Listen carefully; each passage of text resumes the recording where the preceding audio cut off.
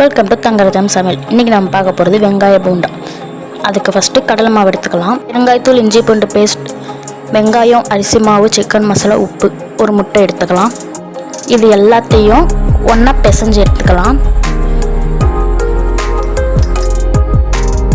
நீங்கள் கடையில் வடையெல்லாம் வாங்கி சாப்பிட்றத விட வீட்டிலே ஈஸியாக இந்த மாதிரி டெய்லி ஒரு ஸ்நாக்ஸ் செஞ்சு சாப்பிட்டிங்கன்னா நல்லாயிருக்கும்.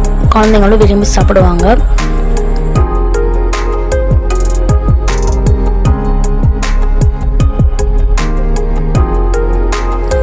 போண்டா போடுறதுக்கு தேவையான அளவுக்கு தண்ணி ஊற்றிடலாம்.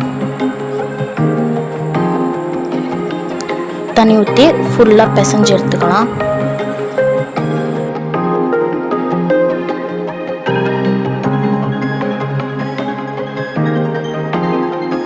இதை ஒரு 10 மினிட்ஸ் நல்லா ஊற வச்சிடலாம். நல்லா ஊறினதுக்கப்புறம் ஒரு கடாயில் எண்ணெய் ஊற்றிட்டு போண்டா பொரிக்கிறதுக்கு தேவையான அளவுக்கு எண்ணெய் ஊற்றிடலாம். எண்ணெய் காஞ்சதுக்கப்புறம் சின்ன சின்ன போண்டாவாக எண்ணெயில் போட்டு எடுத்துக்கலாம். இது நீங்கள் டீக்கு, காஃபிக்கு, இந்த மாதிரி ஈவினிங் ஸ்நாக்ஸாக வச்சு சாப்பிட்லாம். ரொம்ப டேஸ்ட்டாக இருக்கும். ட்ரை பண்ணி பாருங்கள் கண்டிப்பாக. இதே மாதிரியே எல்லா போண்டாவையும் போட்டு எடுத்துக்கலாம். கண்டிப்பாக அதை வீட்டில் ட்ரை பண்ணி பாருங்கள். ட்ரை பண்ணி பார்த்துட்டு கமெண்ட்டில் சொல்லுங்கள். ஷேர் பண்ணுங்கள். பிடிச்சிருந்துச்சுன்னா லைக் பண்ணுங்கள். சப்ஸ்கிரைப் பண்ணிக்கோங்க மறக்காமல். அவ்வளோதான், வெங்காய போண்டா ரெடி.